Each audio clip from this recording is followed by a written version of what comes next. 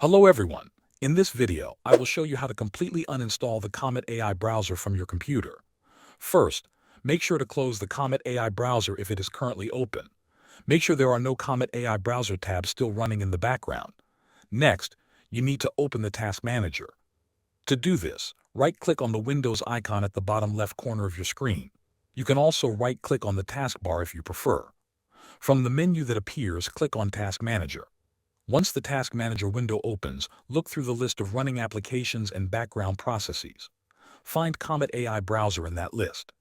If you see it running, click on it once to select it, and then click the End Task button in the bottom right corner. This will completely close the browser and make sure it is not running while you uninstall it. After that, you can close the Task Manager window. Now, it is time to uninstall the browser from your system. Right-click again on the Windows icon and choose Apps and Features from the menu.